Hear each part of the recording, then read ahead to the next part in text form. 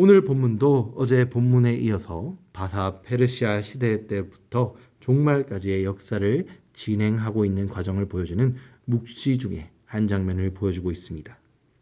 특히 오늘 본문은 알렉산더 대왕 이후 분열한 헬라 그리스 제국의 그 분열로 일어난 등장한 네 나라 중의 하나인 텔레미 왕국과 셀레우쿠스 왕조, 본문에 나타난 북방의 왕국과 남방 왕국의 다툼을 자세하게 설명하고 있습니다.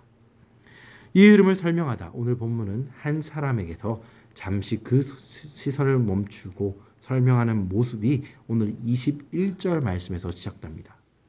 위 왕조들의 싸움과 다툼 속에서 등장한 한 비천한 자가 왕위를 찬탄함으로 본문은 설명하고 있습니다. 이 사람은 역사 중에 실제적 인물인데 안티오쿠스 에피파네스라는 자입니다. 이 사람은 속임수를 써서 왕위를 찬탈하는데 왕위를 넘겨받을 어린 왕자를 살해하고 또 그 보호자를 누명을 씌워 살해하는 듯 비열한 방법으로 그는 왕위를 찬탈한 자였습니다. 그런데 본문은 이 자를 비천한 자라고 설명한 이유는 무엇입니까? 이 자가 비열한 방법으로 왕위를 찬탈하였기 때문에 이 자는 비열한 자일 수는 있지만 왕족이었기에 그는 신분이 비천한 자는 아니었습니다. 하지만 그가 비천한 자로 이 말씀에 불리는 이유는 22절에서 24절에 같이 그가 다른 왕국의 왕을 물리치고 예루살렘을 차지하고 난 이후에 그의 성전의 안에 점령한 후에 그 하나님의 성전에 가증한 것, 제우스 신상을 세우고 율법으로 금지한 돼지고기를 돼지의 피를 가지고 하나님의 제사를 폐하고 그 안에서 제우스 신에게 제사함으로 하나님을 모욕하는 행동을 하였기에 오늘 말씀은 그를 비천한 자라고 칭하고 있는 것입니다. 오늘 본문 가운데 등장한 이 안티오쿠스 에피파네스는 세상적 기준으로 바라보았을 때 꽤 성공한 사람이었습니다.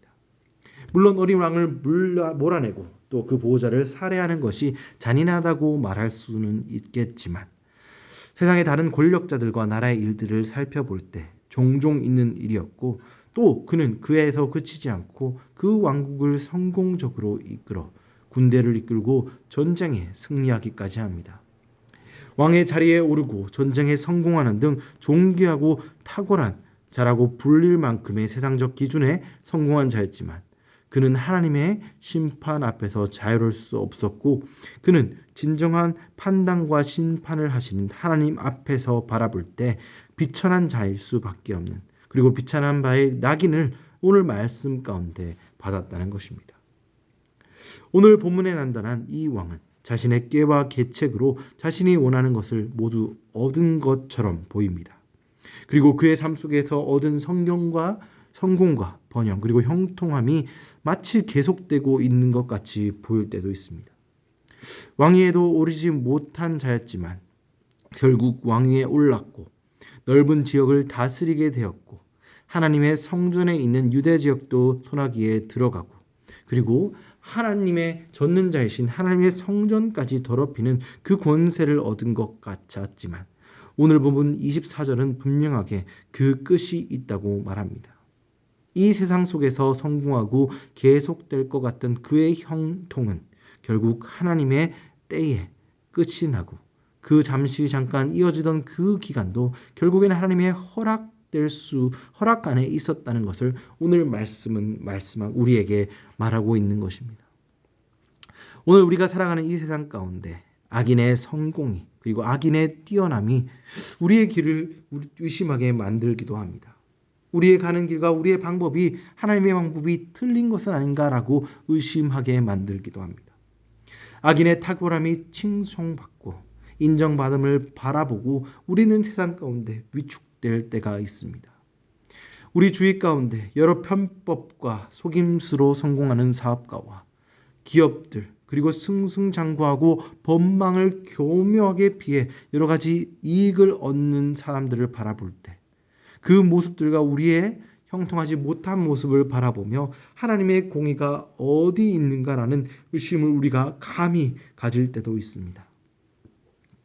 특히 그 악인들의 성공이 하나님의 사람들을 괴롭게 만들고 고통받게 만들 때 우리는 우리의 그 생각에 갇혀 더욱더 깊은 절망 가운데 빠질 때가 있다는 것이죠.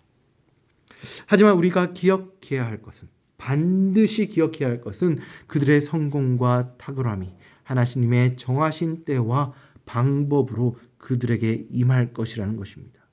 그리고 그들의 형통함과 탁월함이 하나님의 심판의 길과 하나님의 심판한 때를 그들을 피하게 하거나 바꿀 수 없다는 사실을 기억해야 한다는 것입니다.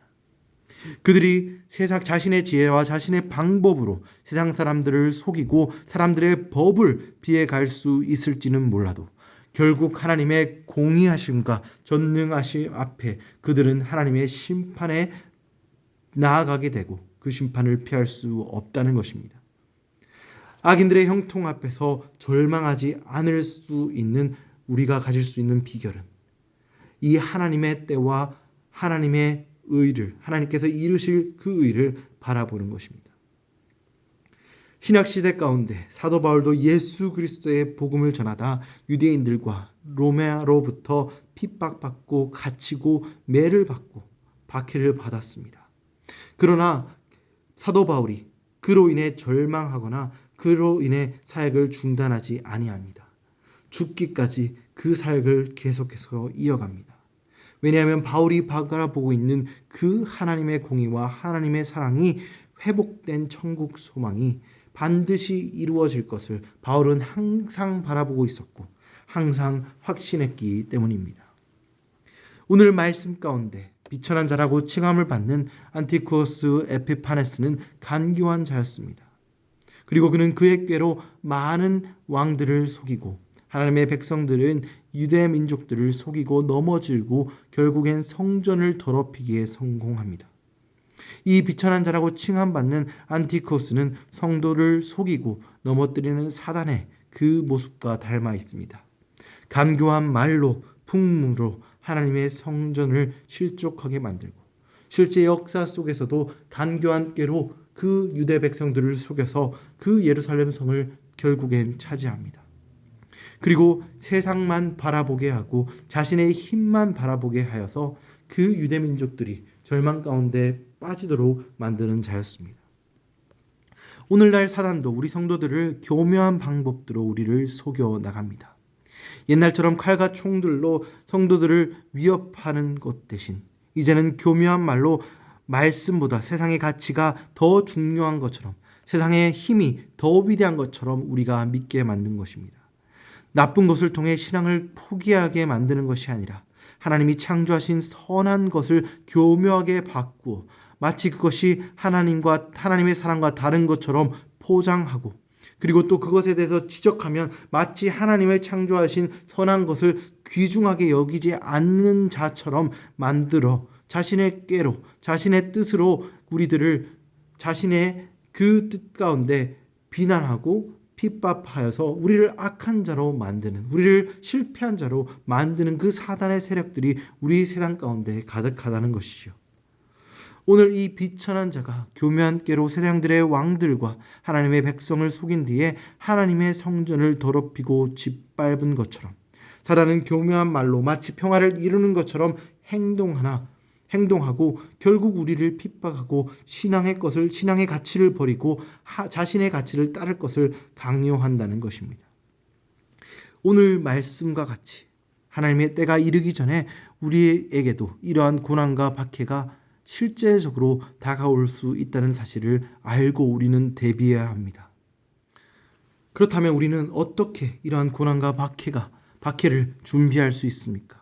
그것은 하나님의 말씀을 신뢰함으로써입니다. 말씀 가운데 우리를 사랑하시다 끝까지 사랑하신 하나님의 사랑이 우리와 영원토록 함께 하시겠다는 그 말씀을 우리는 붙드는 방법밖에 없습니다. 사랑하는 성도 여러분, 우리는 이 하나님께서 우리와 함께 하시겠다는, 그리고 하나님의 백성을 사랑하시고 보호하시겠다는 이 약속의 말씀을 붙들어야 합니다. 이 세상 가운데 악인이 형통하고 우리가 성도로서의 삶을 살아가는 것을 어렵게 만드는 이 상황 속에서 우리가 그 환경을 이겨낼 수 있는 것은 실제적으로 우리의 삶 가운데 그 하나님의 사랑을 의지할 수 있고 지금 당장의 현실을 보는 것이 아니라 장차 이루실 하나님의 영광과 하나님의 지금 이 고통으로 연단하심으로 우리에게 가장 좋은 것으로 인도하시겠다는 그 주님의 신실하신 약속의 말씀을 붙드는 방법밖에 없다는 것입니다. 사랑하는 성도 여러분, 오늘 이 은혜를 붙잡는 성도님들이 되기 원합니다. 하나님의 말씀을 나의 말씀으로 믿어서 하나님의 뜻 가운데 들어감으로 세상의 형통과 악인의 형통에 흔들리지 않고 이 세상 끝날까지 주님을 사랑하며 주님의 뜻을 이루어가며 살아가는 우리 천국 백성 되시는 주님의 성도들 되시길 주님의 이름으로 축원드립니다.